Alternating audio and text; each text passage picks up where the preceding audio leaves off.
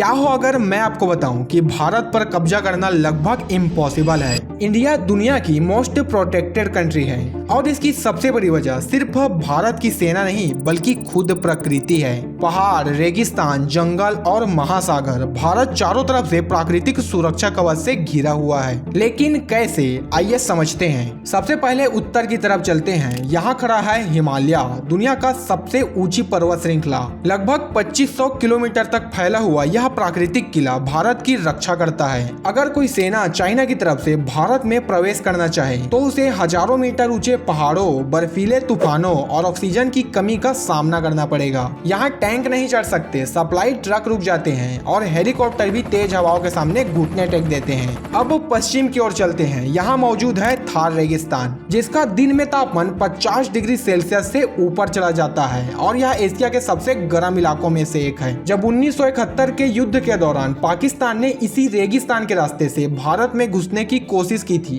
तब उनके टैंक रेत में ही फंस गए थे। और मान लीजिए कोई इस रेगिस्तान को पार भी कर ले तो उसके सामने अरावली माउंटेन रेंज जैसी एक और बड़ी बाधा खड़ी हो जाती है। अब नॉर्थ ईस्ट भारत की तरफ चलते हैं। यहाँ है सेवन सिस्टर्स, अरुणाचल प्रदेश, असम, मणिपुर, मेघालय, मिजोरम, नागालैंड और त्रिपुरा। यह इलाका घने जंगलों, ऊंची पहाड़ियों और भारी बारिश के लिए जाना जाता है। द्वितीय विश्व युद्ध के दौरान जापानीज आर्मी ने म्यांमार के रास्ते भारत में प्रवेश करने की कोशिश की थी, लेकिन इन जंगलों और पहाड़ियों ने उनकी राह रोक दी। अब सवाल आता है, अगर कोई समुद्र के रास्ते हमला करे तो सुनने में आसान लगता है, लेकिन वास्तव में यह भी बेहद कठिन है। भारत लगभग 7500 किलोमीटर लंबी समुद्री कोस्ट लाइन रखता है, लेकिन साउथ इंडिया में डेक्कन पठार, पश्चिमी घाट और पूर्वी घाट प्राकृतिक सुरक्षा प्रदान करते हैं। कई इलाकों में ऊंची पहाड़ियां, घने जंगल और भारी वर्षा किसी भी बड़े सैन्य अभियान को मुश्किल बना देते हैं। और हम इंडियन नेवी को कैसे भूल सकते हैं, जो इंडियन ओशन में रूल करती है।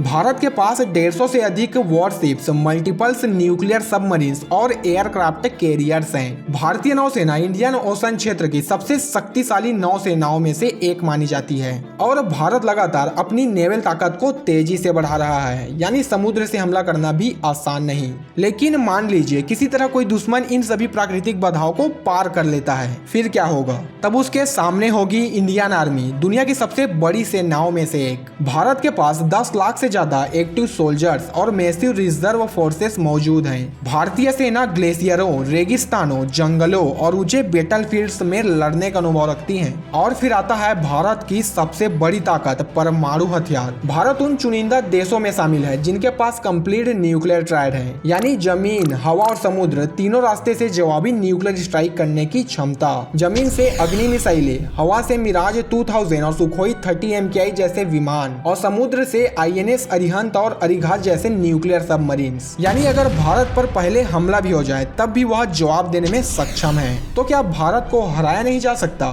इतिहास बताता है कि कोई भी देश पूरी तरह अजय नहीं होता, लेकिन जब किसी देश के पास विशाल प्राकृतिक सुरक्षा, स्ट्रॉन्ग मिलिट्री, बड़ी आबादी और वैश्विक महत्व, ये चारों चीजें एक साथ हो तो उस देश पर अटैक करना दुनिया का सबसे कठिन फैसलों में से एक बन जाता है। और यही वजह है कि भारत की सबसे बड़ी रक्षा रेखा सिर्फ उसकी सीमाओं पर नहीं है, बल्कि उसके पहाड़ों, रेगिस्तानों, जंगलों और महासागरों में छिपी हुई है।